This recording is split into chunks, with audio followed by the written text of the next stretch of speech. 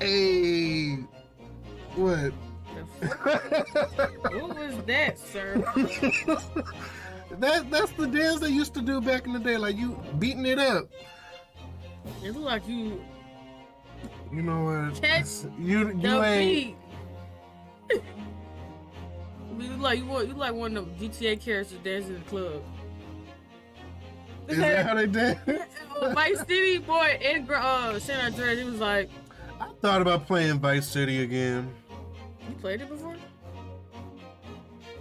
Nigga, I didn't know that. That was my game. I didn't play through the game, but I played it. I used to go in the damn club and shoot everybody up. Malibu Club, I think it was called. That game would probably be so ugly to me right now. Yeah, it is. Yeah. It was fire back in the day. Yeah, it was like we didn't care back then, but now it's like we've been spoiled with all these great graphics. Like their fingers all entwined. So they used to dance like this.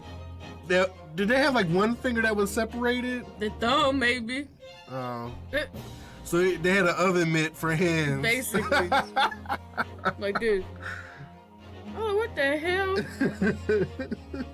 Boy. Alright, y'all. We are back with the Great Ace Attorney Chronicles. He don't want my Twix. I try sharing. I don't share my Twix, but he don't want it. I'm thinking about giving myself a cheat day tomorrow.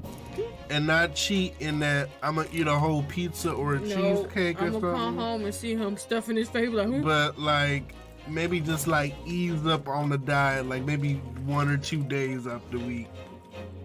Because I'm starting to crave it, and she's not helping me. She's not helping. Like who? You eating my favorite candy bar in front of me. Like I don't like Twix either. Oh, while we wait for everyone to get on, why don't you tell them about your new job? Mitchell, hold on. It's still cold in the caramel. Okay. So yeah, new job is going swell. Today was technically my first day training out in the field. So basically I tag along with one of the drivers. They show me an everyday route, but everybody has a different route. But what I like about it, he was saying that most of the time you'll stay... Hold on, what are you doing? They don't know what you're doing. Oh, basically, I'm that nigga that comes... Say, for instance, you work at Amazon warehouse, or you work at Walmart warehouse, or a gas station, or a school, or a prison that has vending machines or break rooms with fresh food or vending machine food. I'm that nigga that comes up and stock your shit. Basically. So you the vending machine guy? Basically, but it's not just vending machine alone. We got fresh food and shit like that. Like, I don't know if y'all seen anybody who's, well, most break rooms have it. It's like a open shelf where you just scan your items. They got a freezer. You can get Hot Pockets, salads, drinks, coffee. We supply all that basically. Even condiments like mustard, ketchup, yeah, coffee creamer. So what happens when they scan it? It's like buying it. You scan it like it's like a. Do they take it out your check? No, They pay for it. Yeah, you can either pay with your own money or some jobs have it to where you can put money on your card at work, like a work card. A meal card? Yeah, you could do that, and then the perks of it too, y'all. Anything that's left over when we done with the route, cause we have extras most of the time, we can eat that whole. So I'm eating the Twix from there. He was like, get whatever you want. I was like, you sure? He was like, yeah, we're salary, and it's included. Like, you can eat whatever that's left over. Cause 9 times out of 10 they ain't gonna use it no more. Wow, everybody just got free food just lying around, and there's all these hungry homeless people. No, and notice that the thing too, they actually are a big charity organization. Like $1 a day feeds supplies 4 meals for them. So it's a big charity place too. And what business is this? It's called 5 Star. Yeah, she got a salary now, bitch. Oh yeah, a salary. When he said that, he was like, I was like, you eating celery? No, she said salary. Plus commission. Right, plus commission. I was like, ooh. And another one too, instead of getting paid every 2 weeks on a Friday, we get paid every 2 weeks on a Wednesday, bitch. I said, well, excuse me, what? Because it'd be a struggle trying to make it to the end of the week. You'd be like, goddamn. I need money. Well, that's what's up. Alright, we're gonna go ahead and get started. I tried to wait for everybody, but I don't know where they at. They're gonna be lost.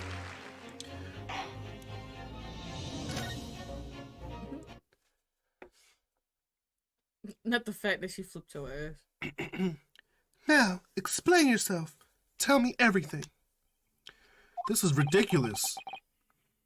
I forgot what happened. Thank you, Dana. How could you do it? For pity's sake, open your eyes. I'm not a Russian revolutionary, obviously. Oh, forgive me. And as for you, what kind of deduction was that? You were just saying the first thing that came into your head. Ah, but was I not right? Whilst venturing towards foreign climes, you do find yourself in a most troubling predicament, do you not? Well, yes, maybe. Ha! There you have it. You see? What do you make of that? Well, to be honest, this ship is en route to England, and I'm in handcuffs at the scene of a murder. So I'm not really sure you can call it deduction. It's more plain observation. Indeed. An observation, my dear boy, is the basis of all deduction. My method is founded upon the observation of trifles. You see, I announce my findings with a brass certitude. Brassy. And more often than not, I'm right. You can't read, y'all. Ha! I don't think you introduced yourself.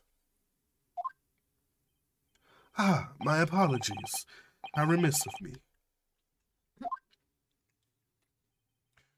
I am none other than the greatest detective of the century. COVID.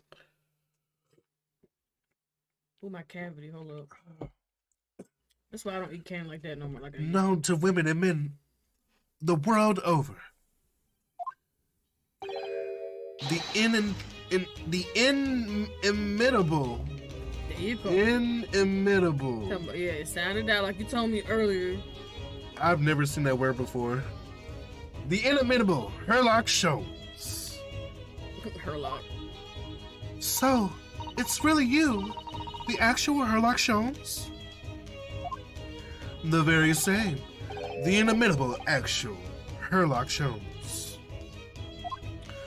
Do you know this man, Susato-san? The most famous detective in the world? Naruhodo-san. Of course I do. There's nobody who hasn't heard of him. He hasn't. What planet have I been living on then? We must ask him what he's deduced. He will have worked out the entire case already, I'm sure. Really? Why do I feel uneasy about this?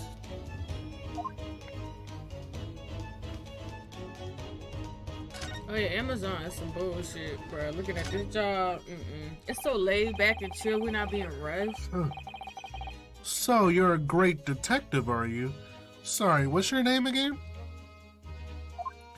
Indeed, I am none other than the one and only Herlock Sholmes. Oh, I see. You're German?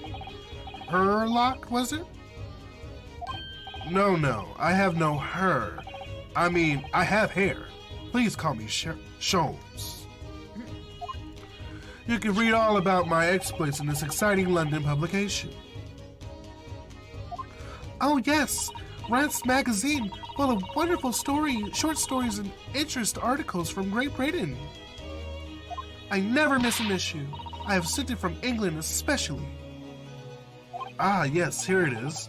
The Adventures of Herlock Sholmes. So you're the protagonist in the series of short stories then? Indeed I am. And you've read so many of your own stories, you started to really think you are a detective. Make no mistake, I'm not the poor, deluded fellow you take me for. Yeah, you are. Your inference is backward. Backward? My trusty biographer records my greatest detecting achievements and chronicles them in a magazine.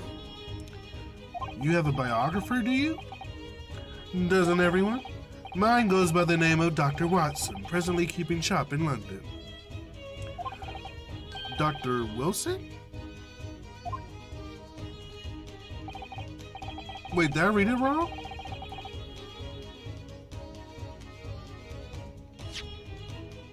Oh, yeah, Dr. Wilson, sorry. I must say, thanks to that publication, I've been fantastically busy of late. Why, this very moment, I am returning to Asia, having solved the mystery of the cursed royal crown. Really? I can't work out whether I should take this man seriously or not. Deduction, you see, is, to me, a science. Logical reasoning in its purest form. A science? Really?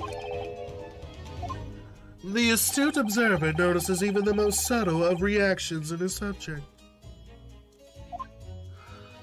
A furtive glance, a twitch of a muscle, a slight inclination of the posture. Fingernails, arm sleeves, furrows in the skin, all these things are data. Right. And the trained logician makes deductions from this data in the blink of an eye. The ultimate conclusion is without fail the truth. As I demonstrated only a few short moments ago. How can he look me in the eye and claim that? So you see, I have a turn both for observation and for deduction and fame. That is what makes me the one and only Herlock Sholmes.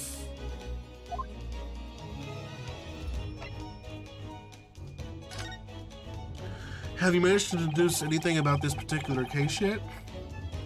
I have managed to deduce anything? Have I managed to deduce anything, my dear fellow? Who do you suppose discovered the culprit in his most cunning hiding place? That's right. It was none other than the great detective before you now, Mr. Herlock Sholmes. Ah, I see. In other words, I'm in these now because of him. When I became anxious about Kazuma-sama this morning, I summoned all the crew members to force the cabin door open. And I concealed myself among their number, gaining entry into the scene of the crime. Yes, luckily for everyone, the great detective Herlock Sholmes was on board.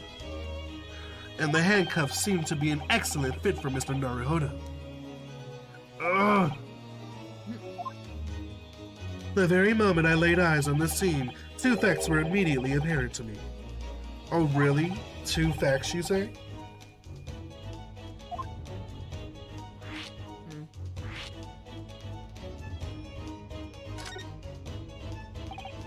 Mr. Sholmes, please tell us, please. What two facts were apparent to you when you came into this cabin this morning? We're probably gonna head up at around 12. Okay. Ah, yes, but first, let's be precise. The two facts in question were immediately apparent to me. Yes, I understand, but what were they? Allow me to elucidate. The two facts I managed to deduce from a mere momentary glance at the scene of the crime were as follows. Number one, the cabin was locked from within, rendering the escape of the culprit out of the question. Number two, the victim was Russian and killed following a dispute with an acquaintance. Hold on, Mr. Sholmes. What made you think the victim was Russian? Yeah, right on the floor. Observe the dying message left behind by the victim on the floor. I told you that. Girda. That is the Russian word for wardrobe. Do you really think Kazuma-sama could have left a dying message in Russian? No, he doesn't speak Russian. Somebody wrote it. In their final moments, many find their native tongue filling their head. For this young man, Russian. Kazuma was Russian, was he? Initially, I considered Gardrobe may be the name of the killer. A certain Robert Gardet, perhaps. But in the interest of thoroughness, I decided it would be wrong not to look inside the wardrobe there at least. Where you found Mr. Naruhodo sleeping soundly. Quite so. I found you, the renowned Russian revolutionary killer. Why is it that I'm Russian too? Nigga, clearly I'm not Russian. I observed that you were wearing the same attire as the victim. In other words, you were acquainted. And if my memory serves me, that outfit is the traditional dress of the Russian people. Our school uniforms are the traditional dress of Russian people? I had no idea. Oh my god, this bitch. And I had no idea a detective could get something so wrong. I took a photograph of the victim and the message that I might analyze it for possible hidden details.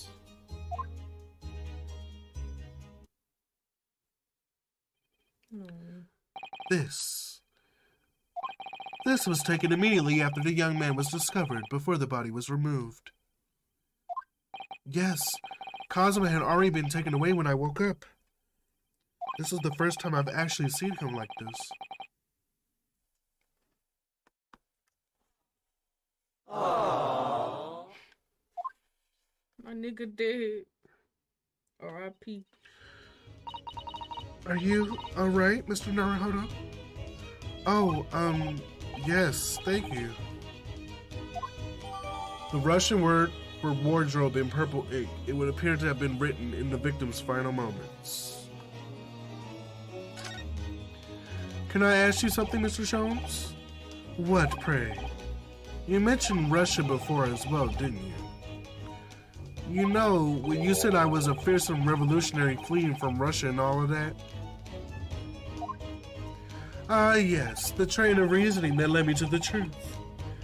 Would you mind explaining that train of reasoning to me, do you think?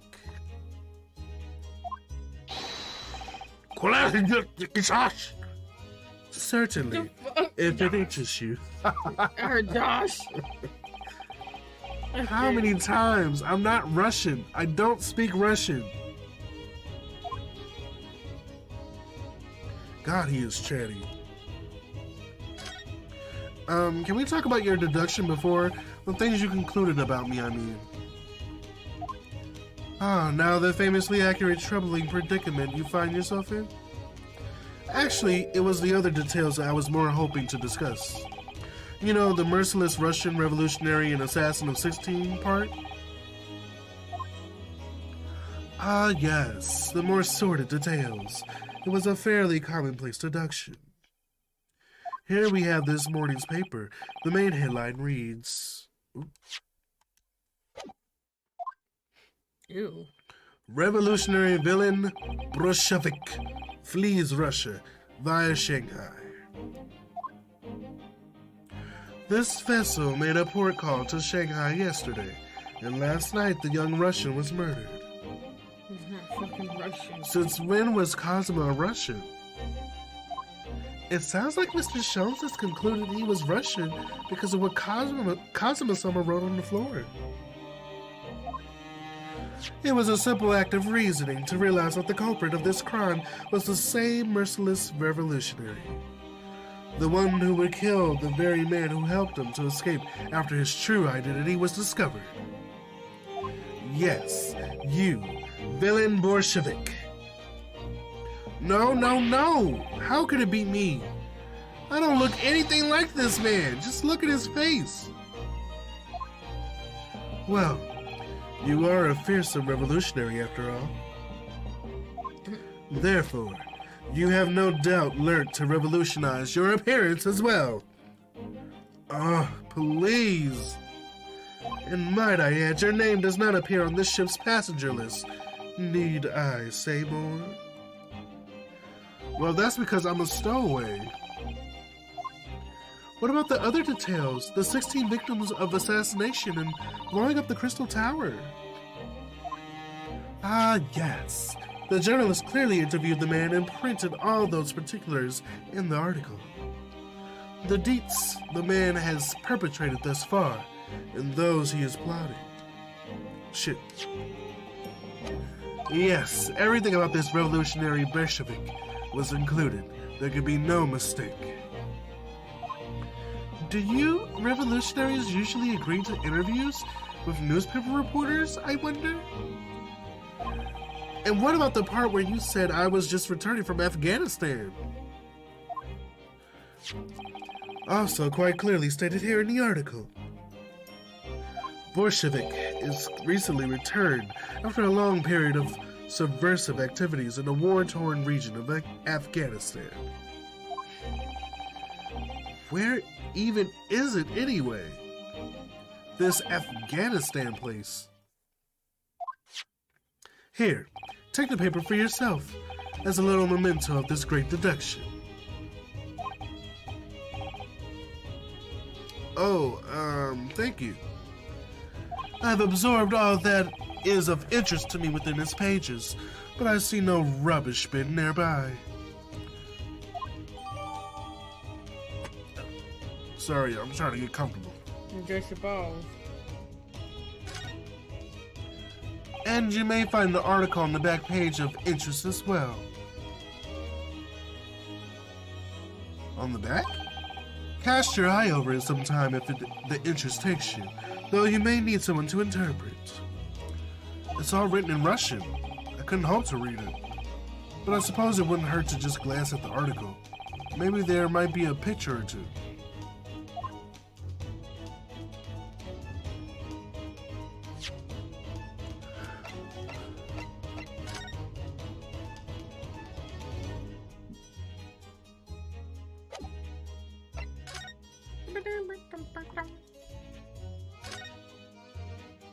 Who wrote this? They need to be fired. This is interesting. Have you found something relevant, Naruhodo-san? Well, no. I mean, it looks like it might be interesting. I can't read a single word, I'm afraid. No, nor can I, but look at this picture. Perhaps it's about a beautiful young Russian princess, do you think? She's very pretty, isn't she? I suppose you enjoy articles like this, do you? You're like a bitch. I don't know. I can't make any sense of it. Ah, I'm glad you noticed this article. Ah! Allow me to give you a short summary of its contents. Oh, thank you. He pops up everywhere, this Mr. Sholmes. It's about the disappearance of a young lady last night. Renowned prima ballerina of the Novovich Ballet disappears from Shanghai. During a performance in Shanghai, the famous dancer was reported missing. She is, of course, the talented young Nikolina Pavlova. Why are Russian names so hard to remember? It would appear the woman was in costume when she was found to be missing from her dressing room, wearing the diamond tiara you see pictured, which is worth some 20,000 rubles. Thank you, Monty. Oh, how much is 20,000 rubles? Hold up. Yes, who said that? Ain't she? Is that how you say it? The orange. Get these likes up. That's basically what I'm trying to say. What's going on? We had over 50 people and only 20 likes. Not even. I'll wait.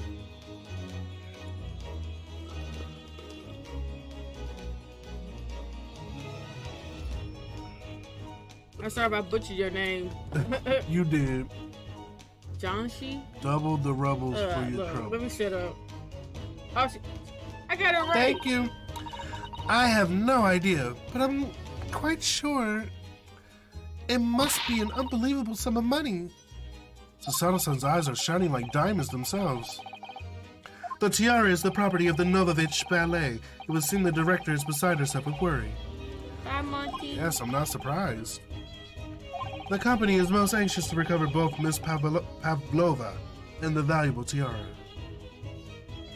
They requested an international assistance at all ports with sailings to Great Britain. Could this be another case of a Russian fleeing his or her country? It does seem to be the Russian thing to do. I'm not even going to dignify that with a response, Mr. Naruhodo.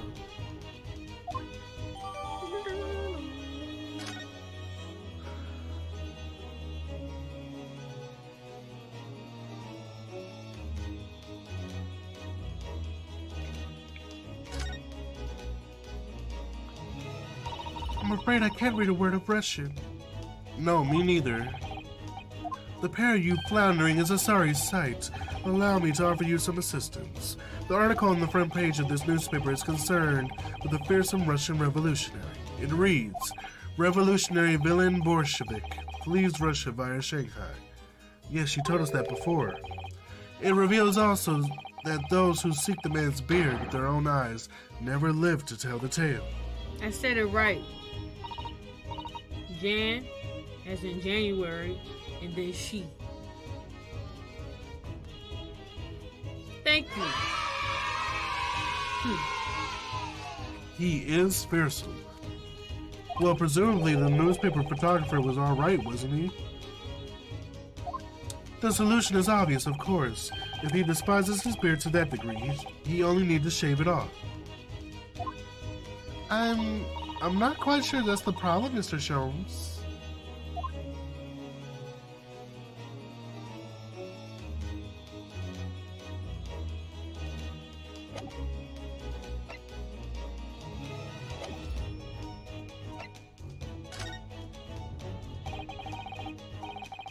Before we started talking, you were examining Cosmo's desk, weren't you? Cosmo? Ah, yes, the victim. Did you notice anything useful? Anything at all? Observe for a moment the desktop of the victim. We see that the victim was engaged in penning some text. London Diary. Cosmo was keeping notes of the trip. Ah, but I don't think you should read his private writings. It could upset people. Tragic. And something you ought to perhaps elucidate before the act of reading. You mean you read it already? I'm getting tired of this nigga. It's my business to know what other people do not. Yes, believe it or not, I know a smattering of Japanese. Oh, I see. Well, you're about to know what a Susato takedown is. Her face, look how she's looking like she's about to fuck something up. Susato-san? Aren't you gonna throw the detective with one of your trademark takedowns? I'm sorry, Naruhodo-san. What on earth do you mean? Life is so unfair. Anyway, to return to the matter at hand, namely this diary belonging to the victim. It would appear that the final sentence is incomplete, as if the author were cut short. Tell me, what is the nature of the writing? Pray be precise as to details. Oh, but I thought you knew Japanese. A smattering, dear boy, a smattering. Sayonara, bonsai, mikado, nado. I trust you are suitably impressed. Ha. But this diary is littered with complicated-looking characters of which I can read precisely none.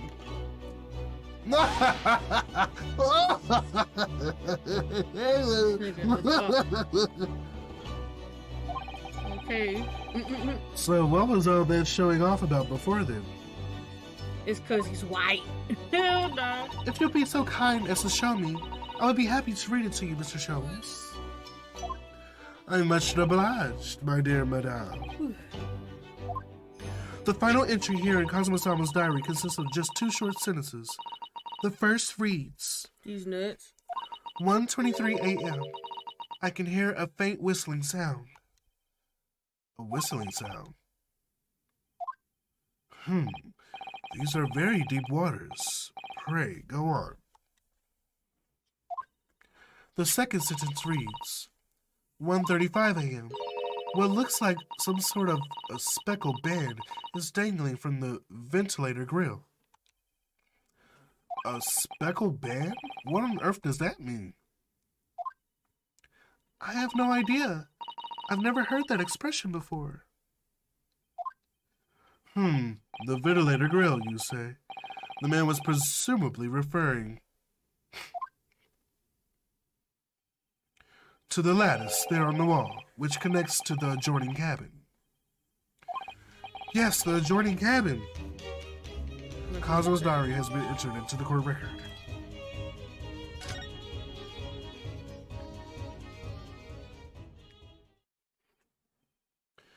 So I believe I've given you enough to consider for the time being, at least. Do you have somewhere to go? As it happens, the victim's writing in his diary have piqued my interest. The matter warrants further investigation, I believe. And if I'm still too long, the seasickness takes hold. Oh, I suppose so. You're thinking of investigating the cabin next door, which the ventilator connects to? Great detectives are a curious breed. Our minds rebel at stagnation. We crave mental exaltation. Must say exhaust. So yes, I intend to investigate, hence the truth will become clear soon enough. Do you think perhaps that we could go with you? It's a gift for you. No, that would be somewhat complicated. What? But why? A simple glance at your wrist will reveal the answer. Oh, these. After all, you're the prime suspect in this matter, no? Right. There's no point in trying to turn it into a question. You're the one who decided I was the culprit in the first place. Whatever do you mean?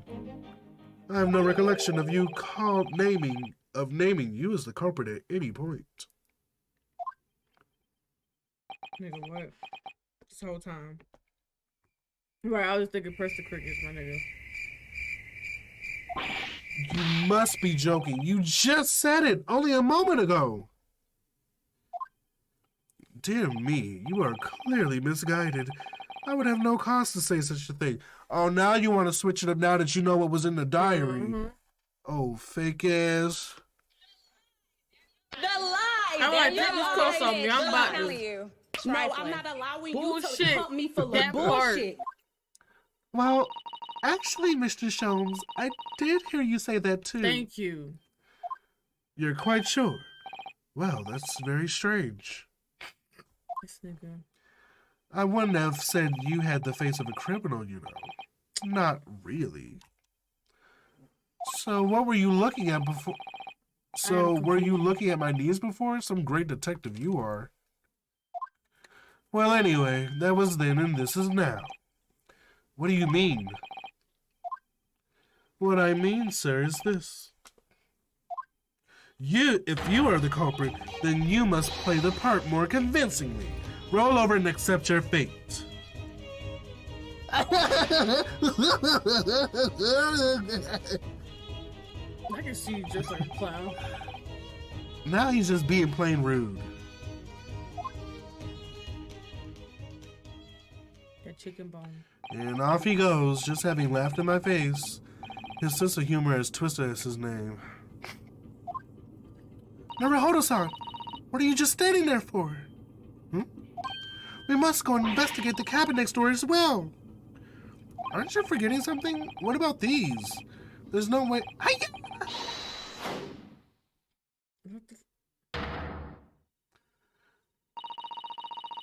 After Kazuma-sama spent his dying moments struggling to leave us a clue, you're willing to give up? You're just gonna roll over and accept your fate? As if you gave me any choice in the rolling over part. Bruh. I think we still have some investigation to finish off in here first, don't we? Let's carry on examining what we can find in this cabin while we wait for a chance to slip next door. Good idea. The situation doesn't look good for me, but there's still things I can do to help myself. And I owe it to Kazuma to do everything I can to find a way out of this and bring the real culprit to justice.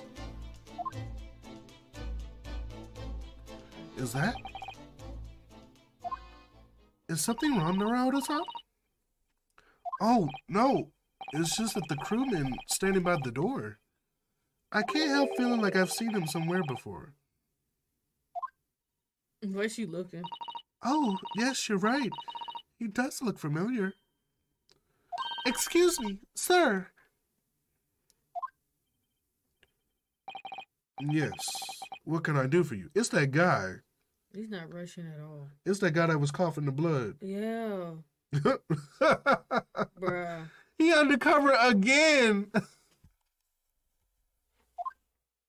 He still He got the same pose. The fuck? I recognize that face, but it can't be. Yep. It is. He still got that. Oh, I didn't know you were here, Inspector Hosanaka. I don't know, white shirt. Hello again. What are you doing here? I think that should be my line. I was so stunned when I saw you. My heart stopped. Nearly stopped, I hope. I received some special orders to go undercover as a member of the crew and board this ship. Again? You certainly seem to enjoy undercover work, Inspector. If there's anything I can do to help you, please ask. I never expected to see this man on board, but perhaps his presence can help me out of this hopeless situation.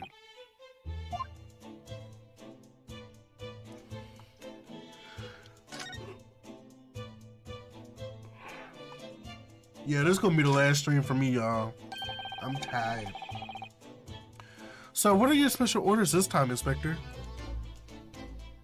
Yes, and why are you dressed as a member of the crew?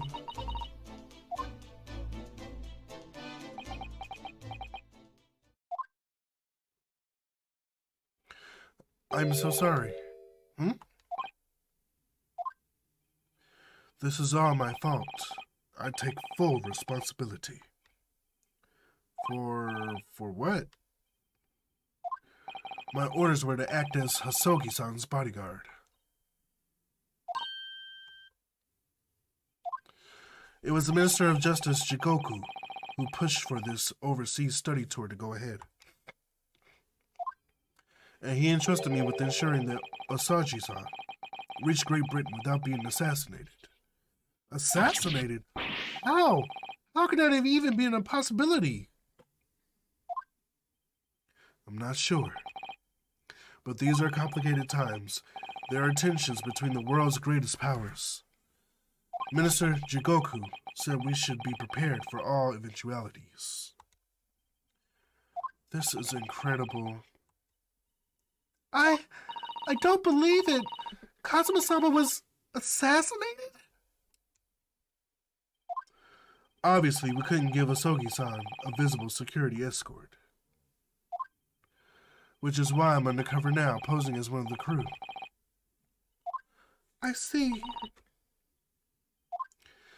I didn't take my eyes off him the entire time we'd been on board, from morning until night, every day. But I never imagined it would happen here, inside his own cabin. Not here, on the first-class deck.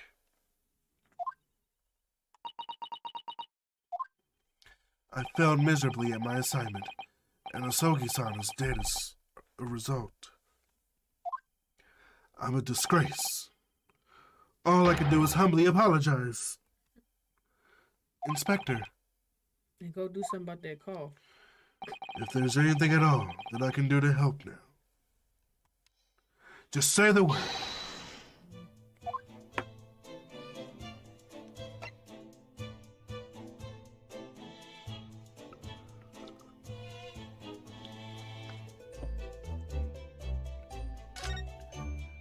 We're doing what we can to investigate Kazuma's death ourselves.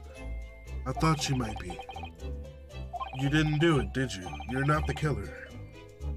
Of course not. We'd really like to investigate the cabin next door. Yes, we need to be allowed out of this cabin. I'm sorry. What? You've been deemed a risk to the ship's safety. If you moved to even touch the handle of the cabin door, that nigga ready. that stormy-looking seaman there would surely snap your neck in two. I suppose I'm not just a stowaway now, They think I'm a murderer as well. Go through the vent. Would it be possible to give me something to work with? Do you think I'm going to need something persuasive?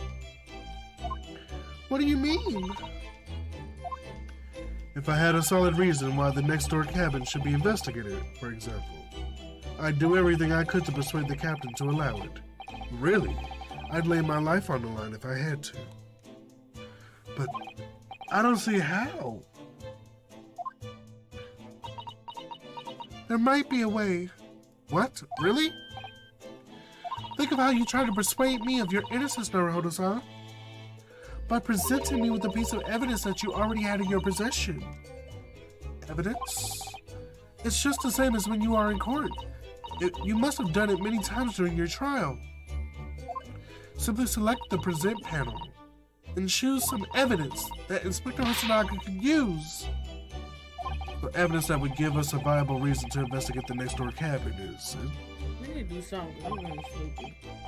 We just still on this goddamn. You getting sleepy? Yeah, we still on this damn. I'm getting sleepy too. I feel like I'm about to literally lean over and fall asleep. All right, yes, I think I know what we can use. They are hella chatty for no reason. They stand like that.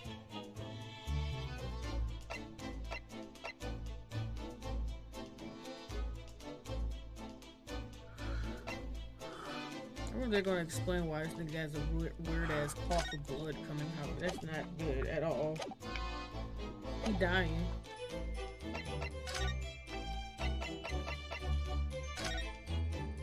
What's that? It's Kazuma's diary. Just before he died, Kazuma-sama wrote something rather strange in his diary. Strange? In what way? He wrote what looks like some kind of speckled band is dangling from the ventilator grill. A speckled band? That is strange. Yes, we're still trying to figure out what he meant by that. But what I'd like to know is...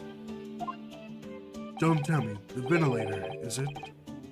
Oh yeah, Amy, I've been over here for a few weeks now, down there a month, because my car is in the shop. You're very astute, Inspector.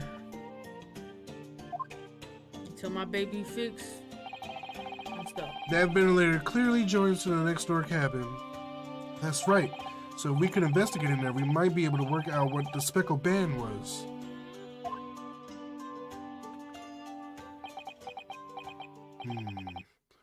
Alright then. I can't leave this cabin at the moment. I'm stuck here until we arrive at the next port. The captain has given me strict orders to guard the scene of the crime, you see. I'll have to entrust the investigation to you. Really? You're willing to do that? My hair is shedded. I like tubes. Oh. I want that shit. Woo, nigga. Ooh, nasty. I'll reach and get some for you. Yes, as long as you don't leave the first class cabin area. I'm afraid I can't remove those handcuffs, though. Damn. But what about the captain? Aren't you going against his direct orders?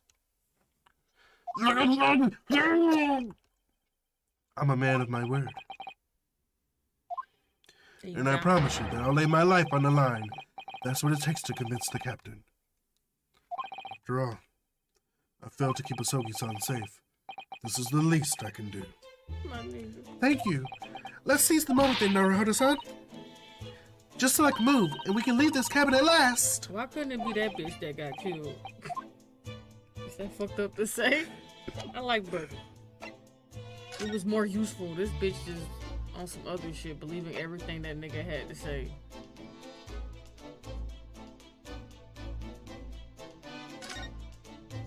Sorry, this is keeping me awake. January. Damn, 7:48 a.m.?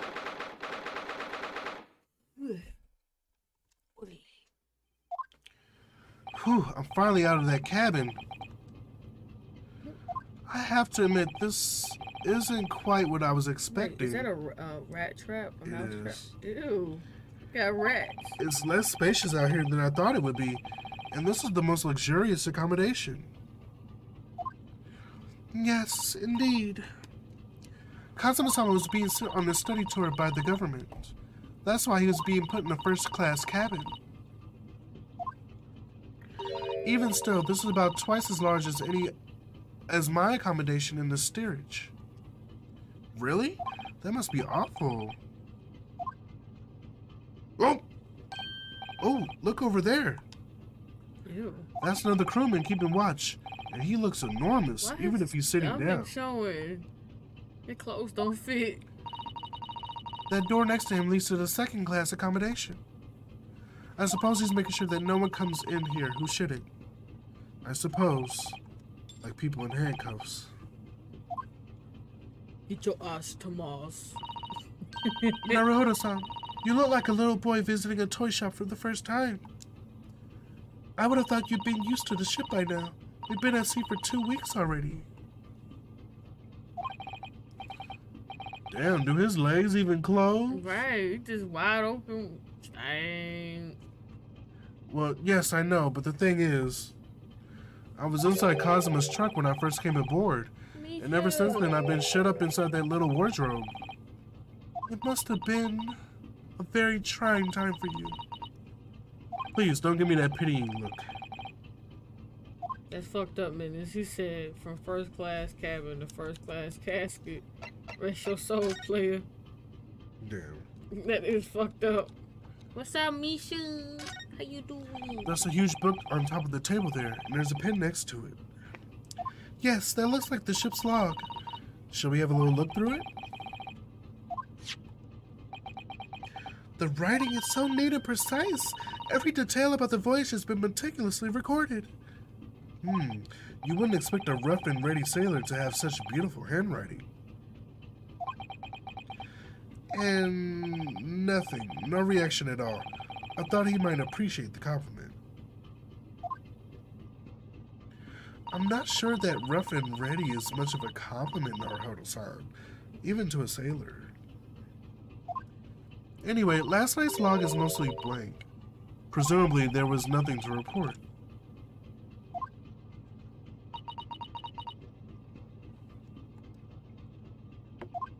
Okay. This looks like a plan of the SS Burya. It shows each deck. Look. The Burya is a large-scale steamship with a triple-skin hull. What a marvel at engineering. Well, it's been playing on my mind for a while now, actually, but how is it that such a huge lump of metal doesn't sink to the bottom of the ocean? Oh, that's really quite simple, Naruhodo-san. It is? Well, consider the Japanese archipelago. Archipelago? Like what? I feel like I've seen this word before, but I'm saying it wrong.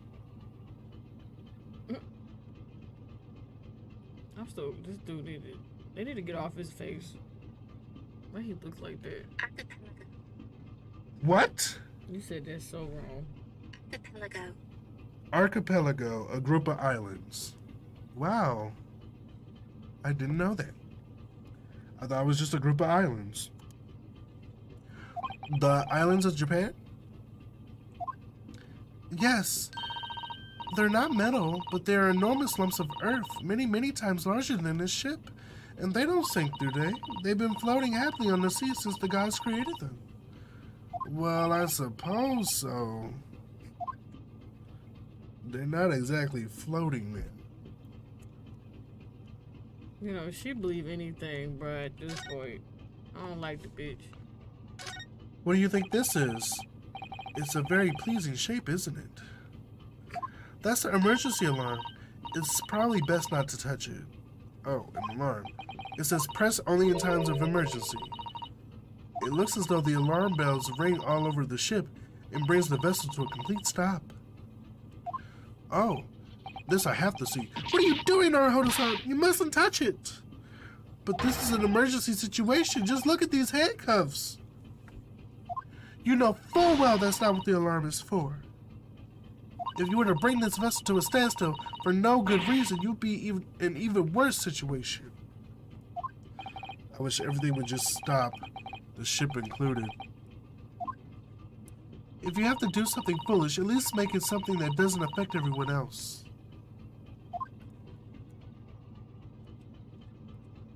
The rat trap. I got rats. Ah, a trap for catching mice. Yes, we have plenty of those back home in Japan. Damn. Although they seem to be using a lump of chalk or something as bait. It's cheese. Let me see. Yes, I think that is what is called cheese. It's made from the milk of cows. Cheese? I wonder what that tastes like. Awesome. You can't eat it, Naruhodo-san. The trap will shut on your fingers. Really? But, I suppose you're right. What the fuck? Archipelago. Let her go. Thank you for that. This nigga sound like you about Captain to say English. arpeggio. That's what you try to say. That's what it looked like. Did you see the word? This shit look crazy. But that don't. Okay. Man, that shit, that's some other language. I don't know what the fuck that is. That ain't Latin. All I had to eat for the past couple of weeks is Cosmo's leftovers.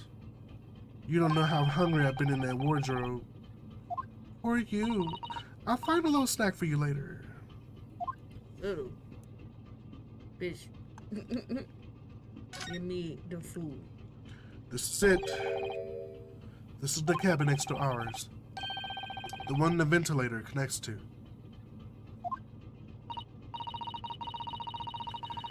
Yes, the ventilator from which Kazuma-sama wrote that he saw a speckled band emerging. Maybe whoever in the cabin can help solve it. Actually was elected right there. Oh, okay, I thought I was on your foot. Let's ask. Oh! Ew. Titties! And belly button. Oh, Get your ass to Mars. excuse me, we need to get inside this cabin here. Hairy arms. The sailor's eyes speak volumes. They're clearly saying, keep out. That's what I wrote on the sign we put over the wardrobe doors. Although this man's version is definitely more effective. It doesn't look like he's going to let us pass. That's a problem.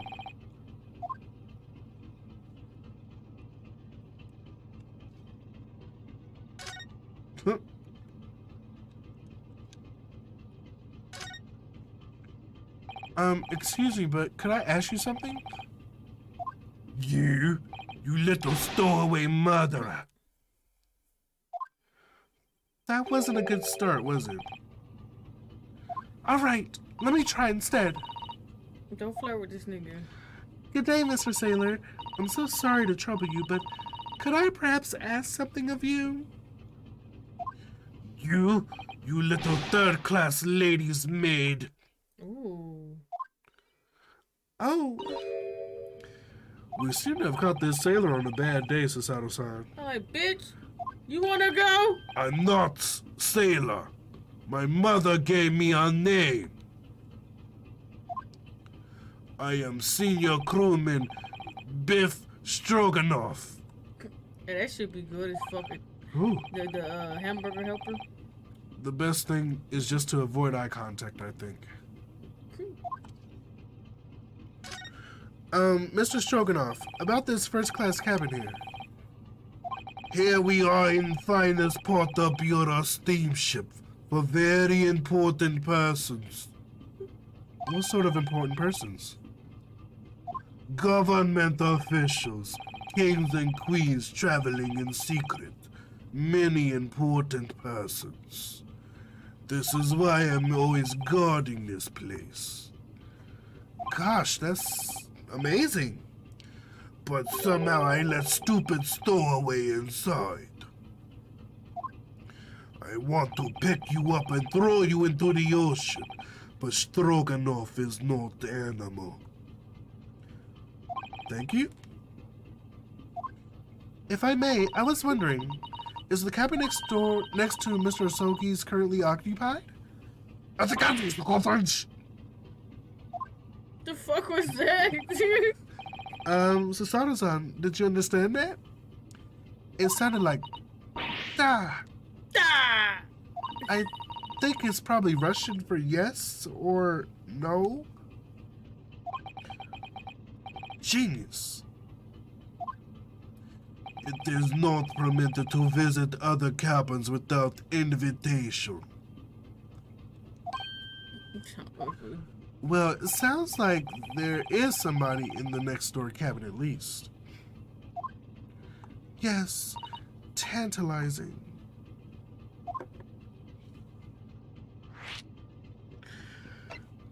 Can we go knock on the door at least? Can you tell us who's traveling in the cabin next to Mr. Sogi's? His name is Grimsby Roylock. He is a very important Western gentleman. A Western gentleman? Do not think about it. He has nothing to do with murder of student boy. How can you be so sure about that? Mr. Roylock is an authentic Western gentleman. Such a man would have no interest in lowly student from insignificant Far East Islands. That was harsh. Could you tell us how Mr. Roylock came aboard? That is none of your business. Come to think of it, even though we've been at sea for 2 weeks now, and I've been in Cosmo's cabin the entire time, I've never once heard anything from the next door cabin, or even felt like anyone's there. Well, presumably, since this gentleman is occupying one of the first class cabins, he must be rather important, is that right? That is not your business. This nigga is not ugly ass. Are you on watch here all the time, Seaman Stroganoff? All the time. So criminals like you cannot come in or get out. I wonder, could you tell us anything about last night at all? Were you on watch last night as well? Oh, of course. And did you notice anything at the time? Anything unusual? Yes, student! Susanoo-san, did you understand that? Oh. It was clearly a no. Da! I saw nothing unusual. Nothing at all. You lying. And you didn't hear any strange noises or sense anything was wrong in some way? I said no! Sorry. Why does he have tan lines? I'm not so sure. Like I could have sworn that he wouldn't catch my eye for a moment there. I'm getting sleepy. This is enough. I cannot say more now. Oh. It is time for me to report to Captain. You must return to cabin. Yes, all right. Bulkhead to second class area is staying locked at all times. You escape when the lobster whistles on the top of the mountain. Or, as English say, when the pigs fly. Yes, I understand. There you go. That's the water up my face. Go to sleep, baby. I don't want to get... I said 12. Got late. When you gotta wake up tomorrow? The same time. 4? Yeah. Go to sleep. I'm missing the story.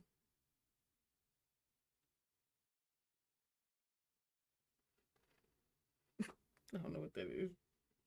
I don't want to miss it though. Fine, I'm gonna go watch it. Go watch it while you laying down. Get my pappy, y'all. Is Tara still in the living room? Nah, I think she went to bed. Okay, well, go to bed. I gotta go to bed, y'all.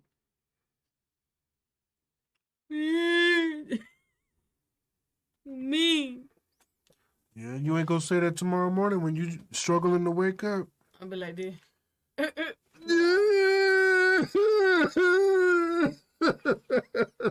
know what? Get chairs and hit your ass. Fuck you. Go to bed. My buddy. Give me a hug, you big leg. With your bald head. It's all greasy. I moisturized it. We'll be licking grease. Well, at least it ain't dry. I hope not. Good night, y'all.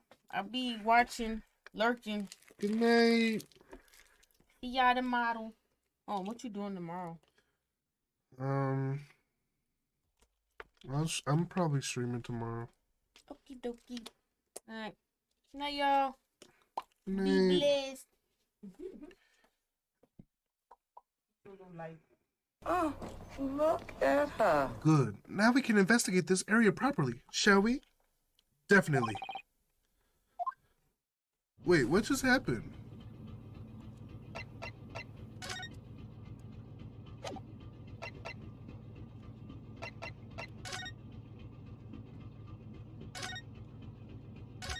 He left? This is it. This is the cabin next to ours. The one the ventilator connects to. Yes, the ventilator from which Kazuma-sama wrote that he saw a speckled band emerging. Maybe who's ever in this cabin can help solve that particular mystery. Let's ask.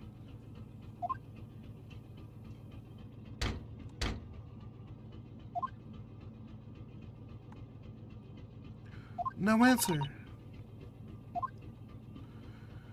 We're out of luck, it seems. There's no one in there to help with our inquiries. How annoying. Ah! What was that? It came from inside the cabin. Such a high-pitched scream. It must have been a woman. Stand aside. Oh, I'm about to break down the door. Mr. Sholmes! I shan't be stopped. When the fit is on me, I revel in kicking doors off their hinges. Please, wait, Mr. Sholmes. The door doesn't appear to be bolted. It doesn't? Then how the deuce can I dispatch this muscular urge? What, pray, can I kick? I think we should go in. There's no time to think about this, about stress relief.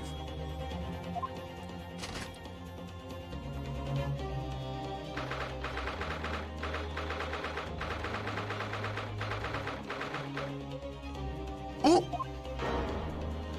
Who are you? A Western gentleman? This man looks Russian to me. We heard a woman scream. A woman? Don't be absurd. As you can see, there's nobody but me in this cabin. He needs a more gravelly voice.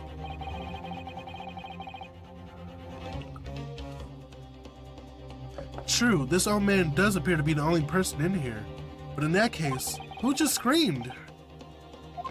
Get out, all of you, now! Please excuse the intrusion, but you're Mr. Grimsby Rollock, I believe? Yes, that's me, and you are? I am the one and only, the actual Herlock Sholmes. You've heard of me, no doubt? No. I am a great detective among great detectives. One who adorns the covers of popular magazines, no less. So I assure you, you may trust me completely. The man uses that magazine like a business card. A detective? I do not trust detectives. We distinctly heard a scream emanating from within these walls. But there wouldn't appear to be a lady concealing herself within a wardrobe this time. So might I be so bold to ask you to open that small traveling case? What? Don't be stupid. How could anyone fit in a small trunk like that? Well, it's quite fashionable these days, is it not? Traveling inside one's trunk. Don't look at me. Oh. Oh my! Did you see that, Mr. Naruhodo? Yes, the case just shook. Leave now, otherwise I'll call the steward. So this is Kazuma's neighbor, Mr. Grimsby Roylott. There's no doubt about it. This strange Russian man is hiding something. I couldn't agree more. Let's see if we can find some clues before that Burly sailor returns. Burly.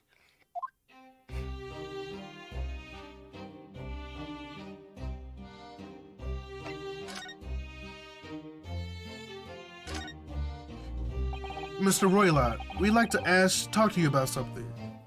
No! Oh, I do not want to talk. Leave my cabin now. This is going terribly. We're not getting anywhere here. I agree, but there may be someone else who can help. Perhaps that great detective could get somewhere with Mr. Roylott.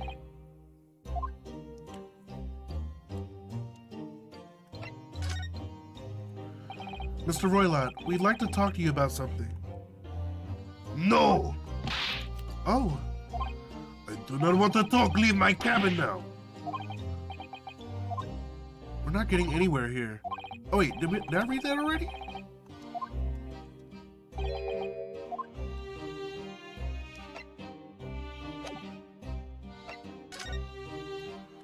The hell is he doing?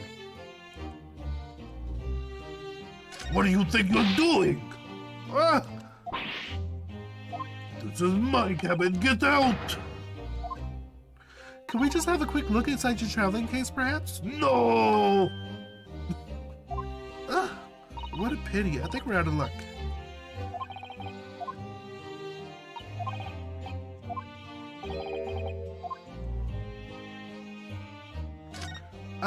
Do you have a moment, please, Mr. Sholmes? You need only address me as Sholmes. That's what I just did, isn't it? Well, Mr. Sholmes, what were you doing in there? Why, I was resting, of course. Resting? Indeed. I was contemplating our sea voyage from the confines of the wardrobe whilst waiting. Waiting for the inevitable time that you would need to call my great powers of detection into service. Oh! And it would seem that the hour is upon us now. The time has come. Am I mistaken? Well, oh, actually, you're spot on for once. Observe closely. Our Russian host in this cabin, Mr. Roylott, is clearly trying to hide something. And do you know what the most effective weapon to use against a Russian hiding a secret? Why, the truth, of course. Though it should be pointed out that such methods are not exclusively for Russians. Right. Can you imagine how the Russian would react when the secret he guards so closely is exposed? Would you like to witness it? Oh yes, please! Well then, what you are about to see may well astound you. For I am about to apply my great detective's greatly admired great deduction to the case. What?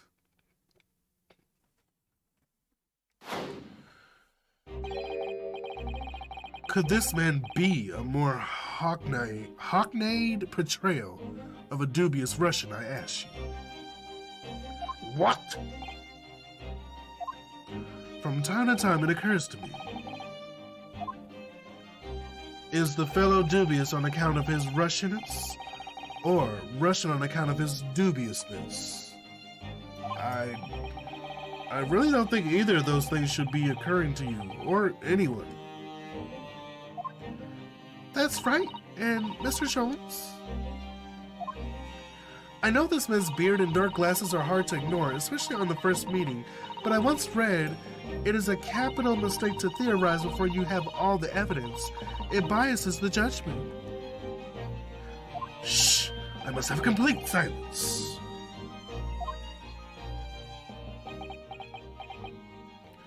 What are you doing? Why are you peering at my face like that? Ah, just as I thought. Yes, I have quite made up my mind now. There could be no other explanation that accommodates all the facts. I have reached two incontrovertible conclusions. What do you mean? Number one, your true identity is that of a villain. Using those shears, you're about to end the existence of something most dear. Are you not? Huh? And number two, the other conclusion I have drawn. You are, at this very moment, no less in the midst of committing a most grievous crime. Beneath that beard, your mouth quivers with nervous tension as you realize you've been discovered. Does it not? Oh, Naruhodo-san! I never imagined I would witness one of Mr. Sholmes' great deductions with my very own eyes! That was a great deduction? Nothing could deceive Mr. Sholmes. In a single glance, he deduced all there is to know about a person. What? What ineffable twaddle. Oh, yes, I've read about it countless times in the adventures of Herlock Sholmes. And now I've experienced the astonishing impact of this great deduction firsthand. This is like a dream come true.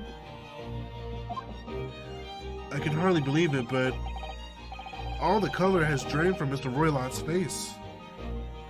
It looks like somehow both Mr. Sholmes' conclusions were right. How could you? How could I possibly know such things, you wish to say? Very well then, I shall elucidate. I shall explain how it was I arrived at this pair of conclusions. So I do cordially invite you upon a journey of logical discovery. Let us board the train of reasoning. Put plainly, let us work through my deductions together.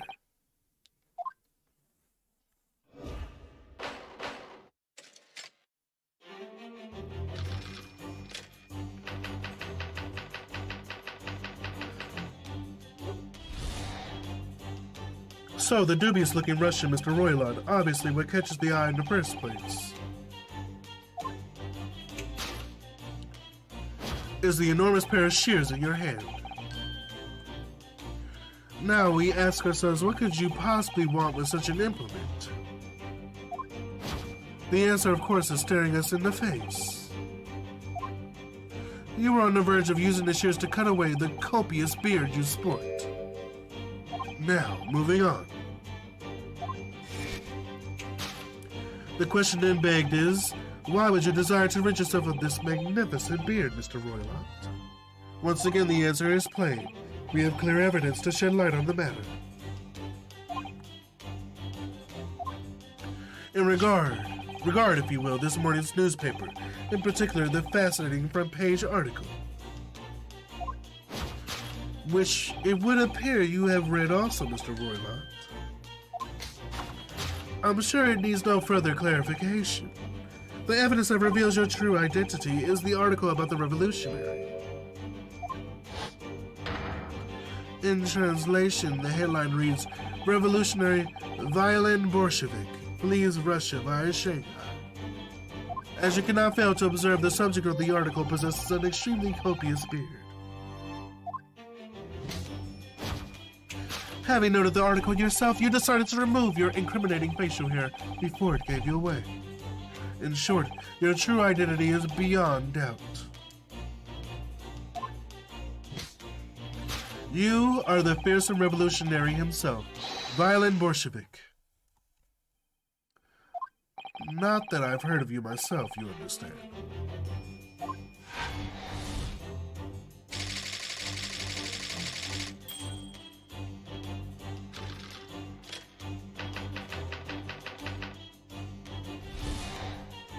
Now, as for my second conclusion, you are at this very moment on the brink of committing a most grievous crime. And the proof of this crime, over there. Oh yes, Mr. Roylott. Taken unawares, people have a propensity to let their eyes stray, you see. Ah! And I assure you the eyes speak so much more eloquently and honestly than the mouth. The answer we seek lies where the furtive glance falls. The proof of your crime sits before our very eyes. Yes, that traveling case. It is time, I think, that the case be opened and its contents laid bare. No! I refuse! What could you possibly be concealing inside, we ask?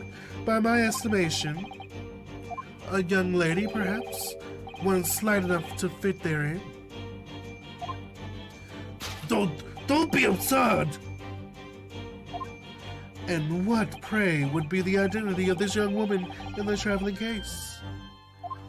Dear me. We are not well suited to a life of crime, are we?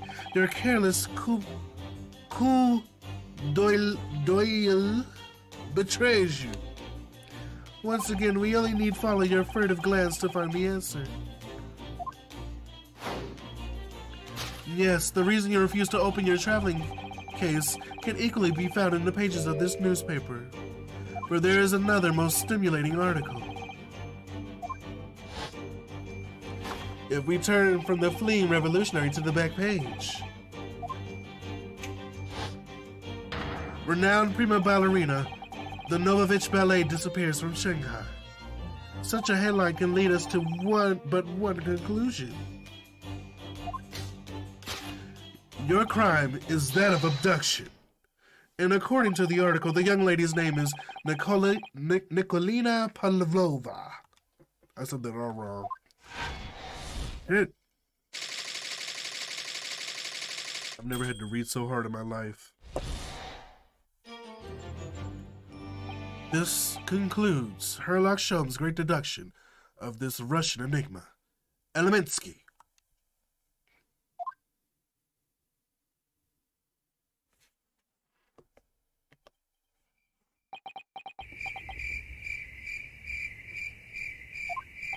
Sasada-san, that wasn't one of the great deductions I've been hearing so much about, was it? Well, the stories are full of Mr. Sholmes' brilliant deductions, you know. But that did seem a little different somehow. Excuse me, Mr. Sholmes, could you come over here a moment? Pray, what can I do for you? It's about your deductions. Would you mind? Not at all. Go on. Well, to start with, there's a newspaper article. I think we had the same discussion before, but these two men look nothing like each other. Ah, yes, I recall our discussion earlier. At the time, I believe I told you that the man is a revolutionary, well able to revolutionize his own appearance. In fairness to Mr. Sholmes, Mr. Roylott does look more like this man than you do.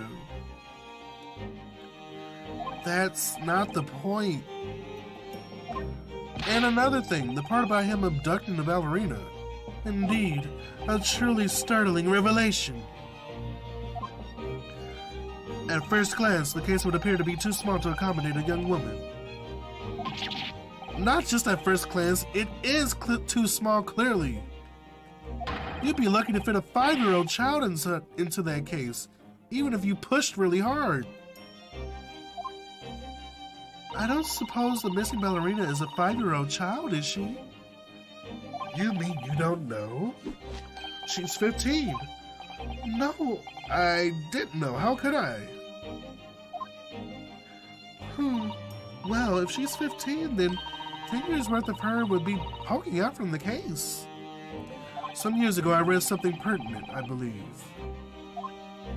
A troop of men consuming vinegar daily in order to promote a certain lifeness in their bodies. Vinegar? For such a sour bunch, it would surely be simplicity itself to contort oneself into the confines of that small case. Oh dear. You might be thinking of contortionists in the circus, Mr. Sholmes. This whole thing is turning into a circus. Mr. Naruhodo, something has occurred to me about Mr. Sholmes' deductions just now. I think his powers of observation are, well, magical. His eyes cut to the heart of the matter, almost instantly. It's just where he directs his attention and his logic that seems a little off. Your idea of a little may be a little off itself, Mr. Sasato. It's just one or two key words in his deduction that seem to let him down. So I was wondering if we might perhaps tactfully switch them for alternatives. What do you think? Switch some keywords in his deductions? Yes, but very tactfully. I'm sure if we can do that, we'd unlock the true genius of Mr. Sholmes' great deduction.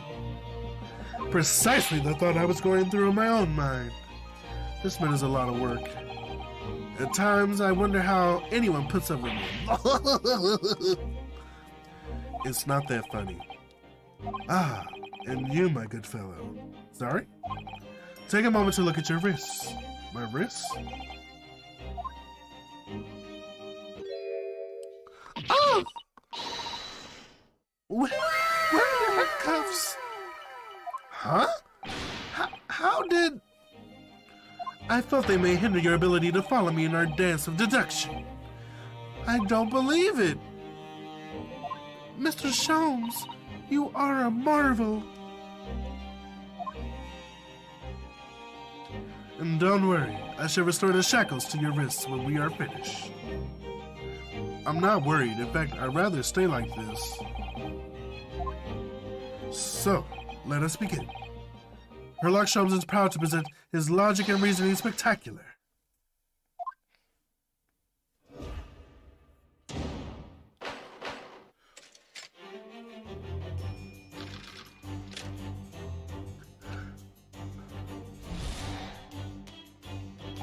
So the dubious-looking Russian Mr. Royla obviously what catches the eye in the first place is the enormous pair of shears in your hand. Now we ask ourselves, what could you possibly want with such an implement? The answer is, of course, staring at us in the face. You were on the verge of using the shears to cut away the copious beard you sport. I'm not sure. Would you really use shears like that to cut off a beard? I doubt that's something I ever have to worry about. It doesn't quite sit right with me, though. It doesn't seem to be sitting right with Mr. Roylott either. Which means I suppose that the deduction is wrong.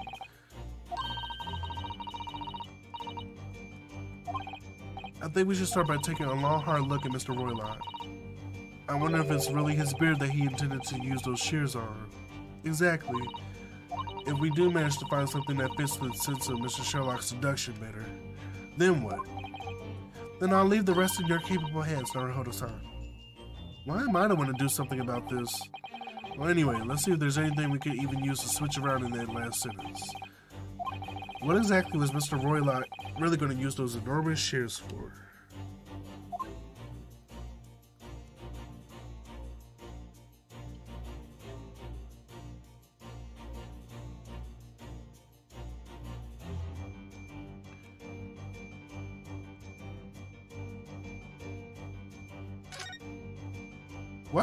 What is this?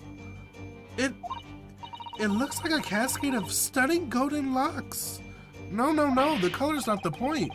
The point is, what is it doing on the back of Mr. Roylott's head? And how is it growing out from underneath his thick black hair? Well, yes, that's true. So it's stunningly beautiful and stunningly surprising. Something's definitely not right here.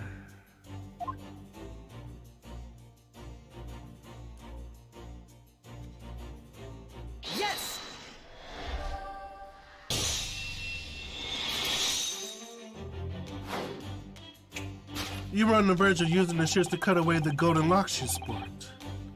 Indeed, you have identified the precise detail I was intending to expose. Such lush golden hair certainly does not befit an old man.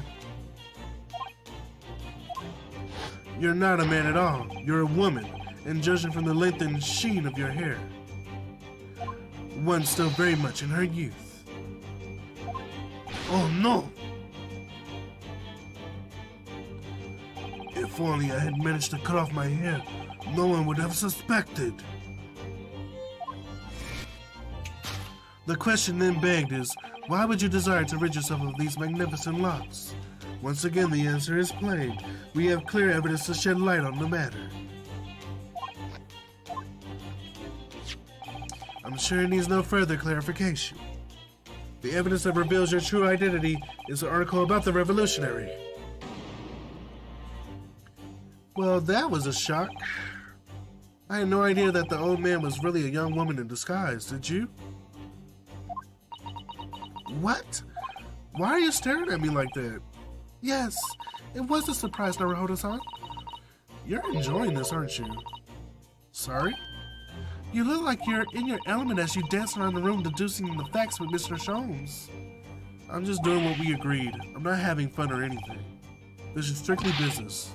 Yes, I understand. Say no more. Well, anyway, let's focus on this next part of Mr. Sholmes' deduction, shall we? The evidence that he picked out doesn't fit the facts at all now. No, that's true. Given that Mr. Roylott is actually a woman. Exactly. He, or rather she, can't possibly be this merciless revolutionary. And I suppose it's because the deduction as a whole has taken a different direction now. Yes.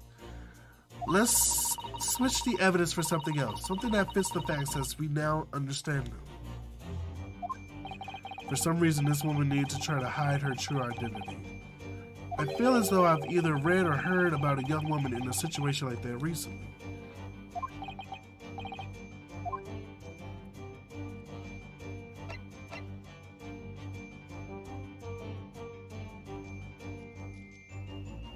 Yes!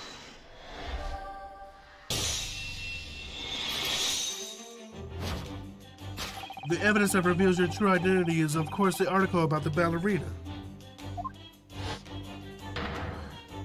That's right, you've hit the nail on the head. Renowned prima ballerina of the Novovich Ballet disappears from Shanghai. It would appear we are finally able to address you by your true name. Yes, because your true identity is that of the Novovich Ballet's prima ballerina.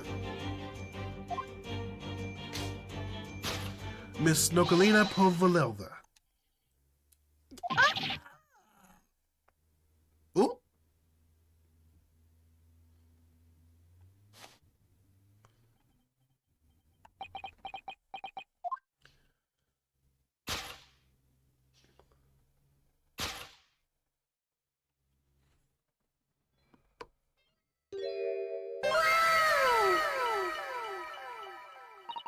You are right.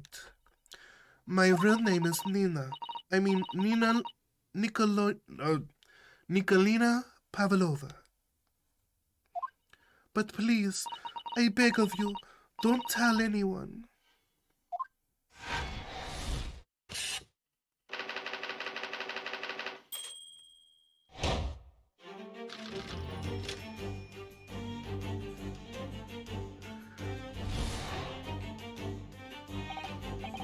Now, as for my second conclusion, you are at this very moment on the brink of committing a most grievous crime. And the proof of this crime, over there. Oh yes, Miss Pavlova. Taken unawares, people have a propensity to let their eyes stray. I'll show you the eyes speak more, da da da da da.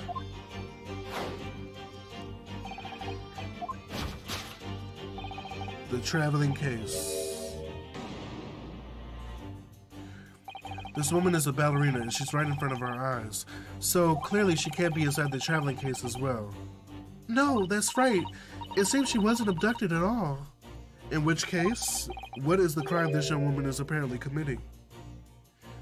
Ha, I can see I'm going to have to step in and fix the great detective's mistake again. You seem to look pleased. There must be something else that shows what this woman is up to.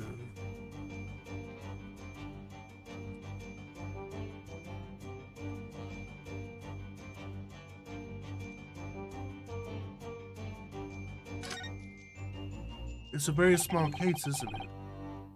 You can see instantly that no person could possibly fit inside there.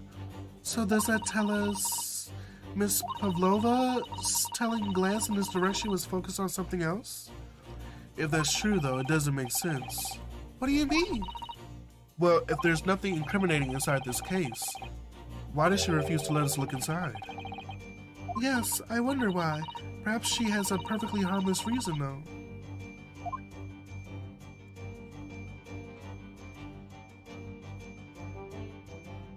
Oh. Wow, look at this dazzling tiara. I've never seen anything like it. Are those real diamonds, do you think?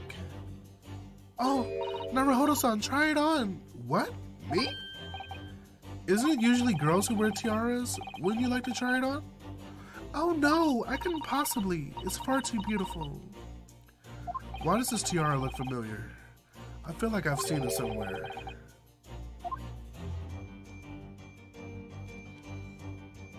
Yes!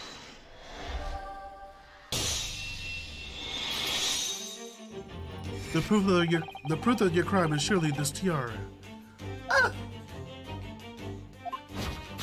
I do believe this tiara is worn on stage by dancers in the Novovich Ballet, is it not?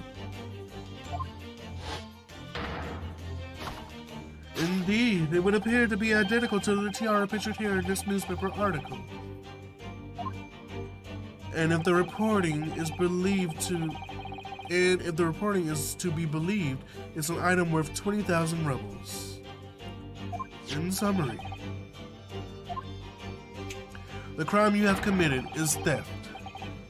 Oh no! Yes, you left your ballet troupe unlawfully, taking their precious tiara with you.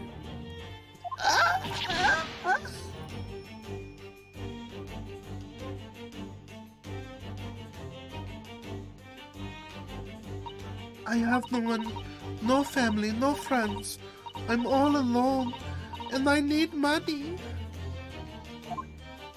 But I did not steal the tiara. It was a present from, how do you say, an Earl of Prussia. It belongs to me.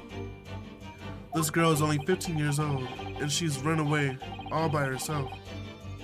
She must have been extremely lonely. All right, I will tell you everything. There is no point in hiding it now. Come, come, let us not be hasty. What? There remains one unsolved mystery about you. Mystery? What do you mean? You have staunchly refused to open this traveling case of yours in our presence. It is reasonable to conclude, therefore, there exists some reason why you wished it to remain closed. Is that not so, Miss Pavlova? My dear girl, there is no sense in playing games with me. Nothing escapes my attention. Indeed, I have a very good idea of the contents of your case, even before I've ever laid eyes on them. Dear me, we are not well suited to a life of crime, are we? Oh. Here you go again. What? The reason why you refuse to open your case is the bookshelf? He's completely changed tack with his deduction now. I think Mr. Sholmes is adapting his logic to the changing circumstances, don't you think? Maybe, but why has he suddenly brought the bookshelf into all this? It's just a wild guess, surely. Oh, do you think so? Well, it doesn't seem likely that the reason why this young woman doesn't want to open her case would have to be written in a book that doesn't even belong to her. Yes, that's true, but still, Miss Pavlova certainly did cast her eyes in that direction. I noticed it myself. Then there has to be another reason why she won't open her case.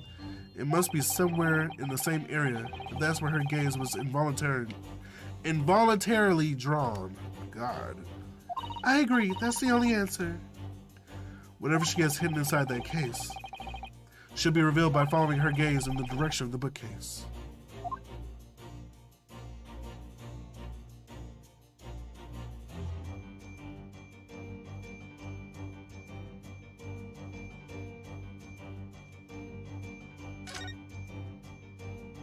These are the rules of passage for travel aboard the SS Burya.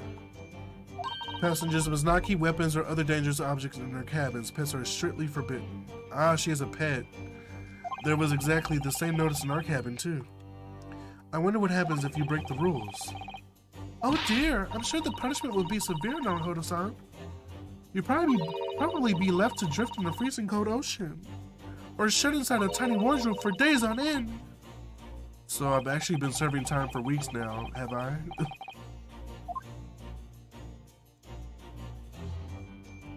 Yes!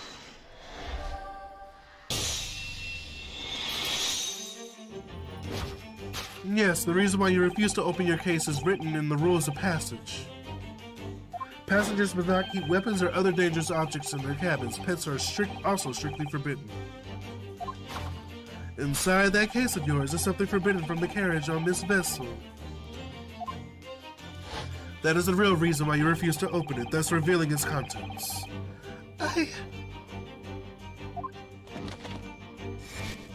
As we've seen, the truck wobbles from time to time, but no weapon or other dangerous item would move on its own accord. Which leaves but one possibility, Miss Pavlova, inside your traveling case.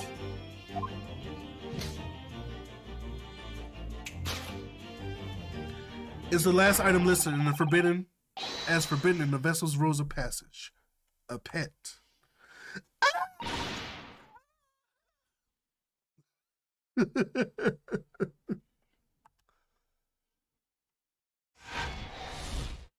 So dramatic.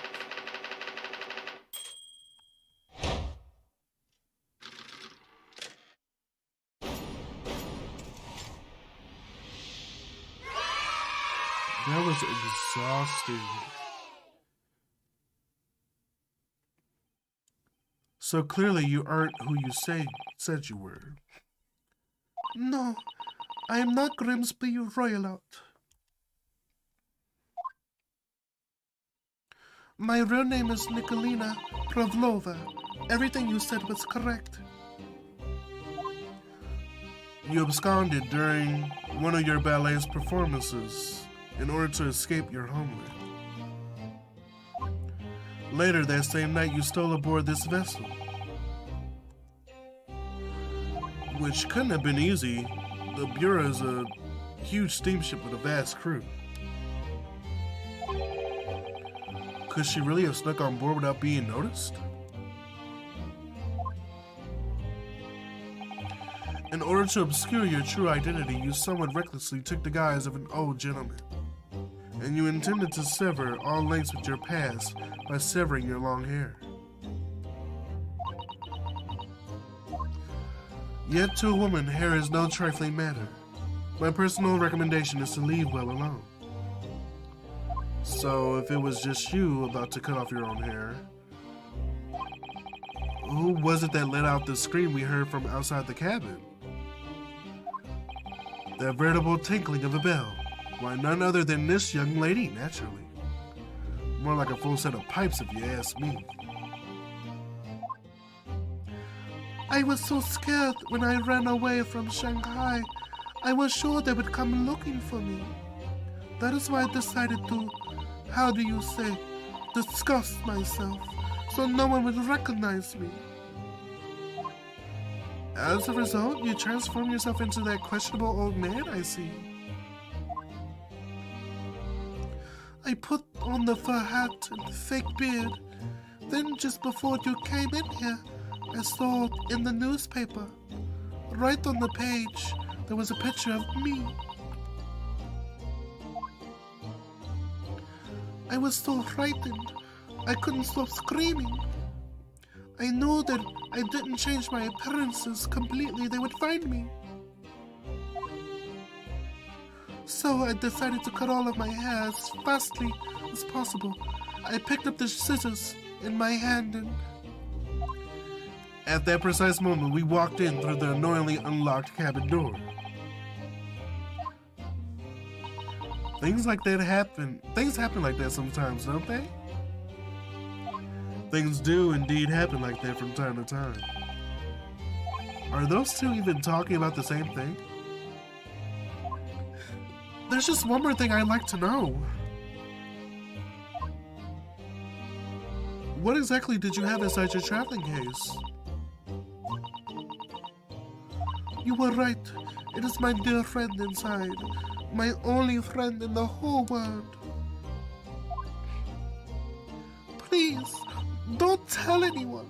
If the captain finds out, if you say to any of the crew... Your secret is safe with us, I assure you. But in return,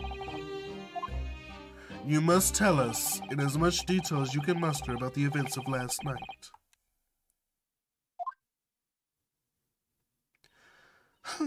Yes, all right. I will tell you. Well, Mr. Naruhodo, wasn't it something, Mr. Sholmes' great deduction? It was certainly something, yes. I'm just not entirely sure what. But at least Miss Pavlova has agreed to tell us what she knows. That's incredible. Indeed, it is incredible. Ah, and one more thing. Oh, yes, what? Observe your wrists. My... Oh! Your hands are cuffed again! What? But how? True to my word, I have restored your shackles. When and why? There is still a shadow of guilt cast over you, Mr. Naruhodo. I'm sorry to say, it can't be helped at the moment. Can't it? Really? Anyway, let's listen to what Miss Pavlova has to say. I can't go on not knowing. I have to find out what the speckled band that Kazuma-sama wrote about in his diary really was.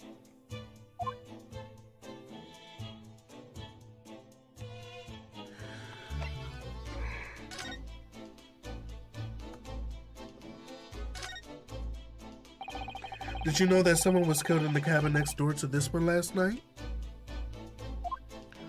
One of the crewmen told me about it this morning when I was eating breakfast. The man who died, he was a friend of mine. Oh! Oh! That's why we were trying to find out what happened. Did you notice anything unusual last night? Perhaps you heard a strange noise, for example. Perhaps people talking? Perhaps the ship was absorbed in a wild tempest. Perhaps the steam engine exploded. Perhaps everyone on board would have noticed if that had happened. Miss Pavlova, is there anything you can tell us? I don't know. I'm sorry, but all I could think about last night was what I had done and whether they would find me. I didn't notice anything that was happening around me. Oh, I see. Oh, I read that wrong. You run away from your ballet company, haven't you? The Novovich Ballet? Yes. I'm traveling to Great Britain, and from there I want to go to America. I will never dance again. I want to forget everything about the ballet. I will start a new life. You wish to forget? A challenging proposition. When you have that striking tiara as a reminder. But the tiara is mine. I need it to live. Wee, wee, wee, wee.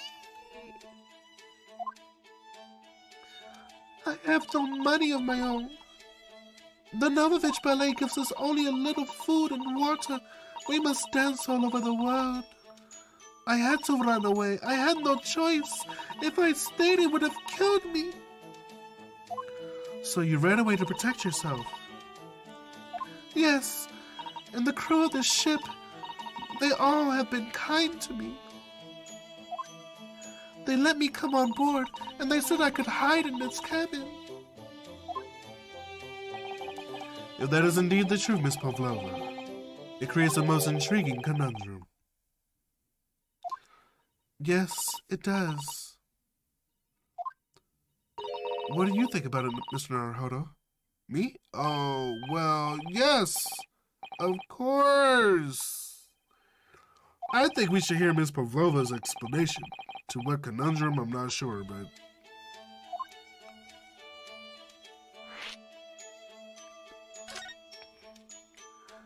Miss Pavlova, allow me to pose you a riddle.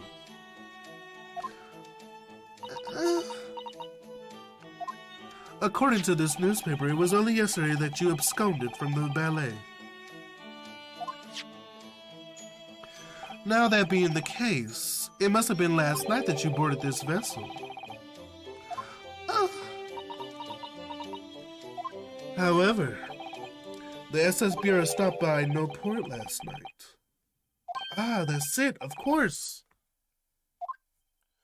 So how is it, pray, that you come to be aboard?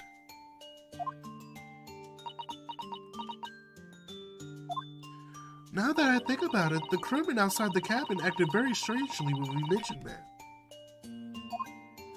It was just after we asked him about when the occupant of this cabin came aboard.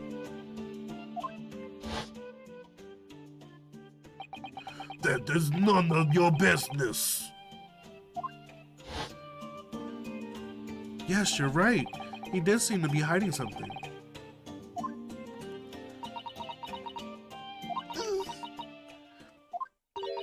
An angel descended from the heaven, bringing grace and beauty to the stage. Sorry? What was that? It is how Russian newspapers describe one of my performances. And that is how I came here too. I descended from the heavens because I am an angel. Considering English isn't your mother tongue, your description is very vivid.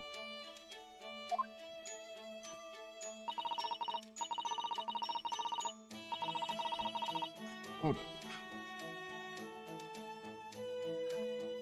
on. Mr. Sholmes once said, I can never resist the touch of the dramatic. It seems Miss Pavlova is the same. A genius descended from the heavens, bringing grace and beauty to detection. Words once said about myself. A quote from another wonderfully extravagant advertisement of the adventures of Herlock Sholmes, in fact. Yes, Mr. Showy. Anyway, it doesn't look like Miss Pavlova is going to tell us what really happened.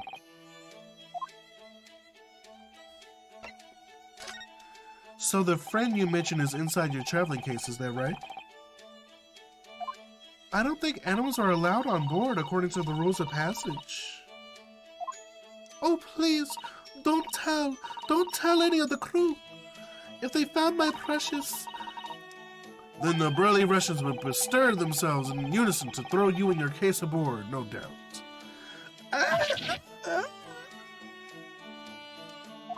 So reassuringly, Mr. Sholmes. But what sort of pet is your friend? A little puppy, is it? Isn't it? Maybe an adorable little rabbit? Ha! You credit Russia as the land with small rabbits, do you? Oh, don't they have small rabbits there then? You may as well ask. I have no idea. You two are miserable bunglers when it comes to understanding the nature of young ballerina's friends. Isn't it obvious? It must be a chicken. Really? Consider the benefits. A rousing wake-up call, daily fresh eggs, and when adversity strikes, it can satisfy the needs of sustenance. So you'd eat your friends? I'll remember that. No. Well, it would appear this friend's identity is a closely guarded secret, not to be revealed.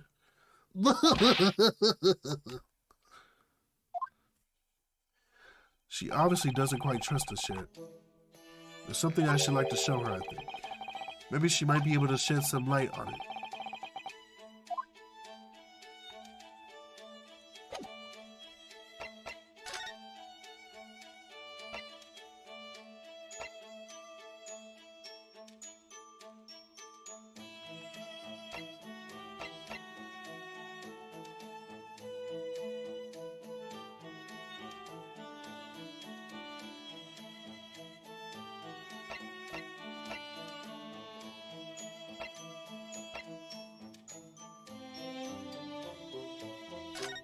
Pavlova, would you take a look at this?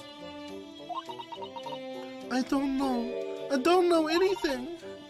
Mr. Naruhodo, you're frightening the poor girl. Girl. This is the diary of my friend who passed away. His diary? Yes, and he wrote in last night before he died something unusual. It reads, 1:23 a.m. I can hear a faint whistling sound.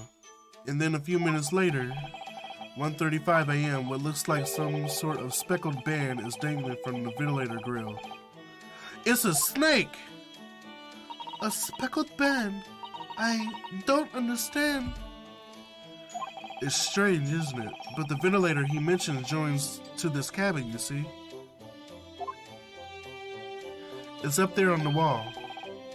In other words, this cabin and the victim's cabin are connected together. Oh! Miss Pavlova? Has something occurred to you? Snakes don't whistle. I know y'all don't mean to tell me the bird killed him. Does the speckled band the victim mentioned mean something to you? Or the whistling sound, perhaps? No, I don't know anything.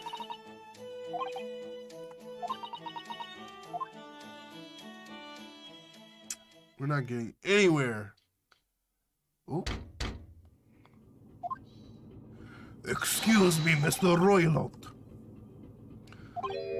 Yes, what? Wow, she's fast. Captain would like to speak with you. You must come to the captain's quarters at once, please. All right, I will come now.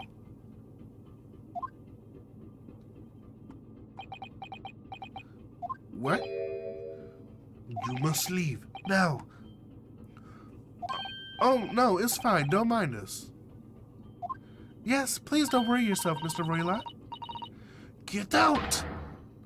The passenger said out, or do you want me to throw you out?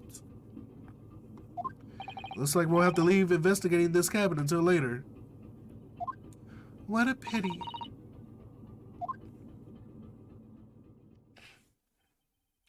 And so we lost our chance. Having still not managed to investigate Miss Pavlova's cabin, we were unceremoniously chased out.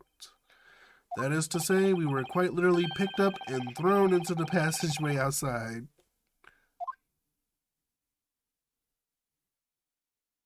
To be continued.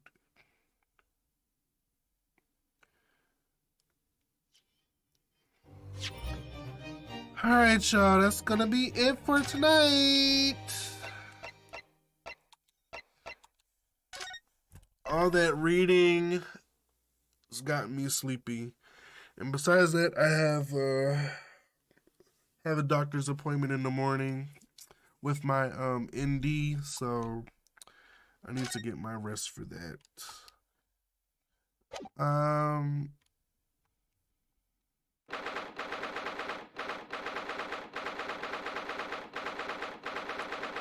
Go ahead and quit right here. Thanks for watching, supporting, thumbsing up the video, and just watching. Get some rest, everybody. I should be on sometime tomorrow night. If I am on, it'll probably be a little later in the evening. And maybe at that point we'll try to play Seafood, because we definitely been putting Seafood on the back burner. So yeah, if we have time, we'll play something else. But we'll try to do Seafood tomorrow. Okay. Have a good night, and until the next one, be blessed. Sweet dreams, everybody.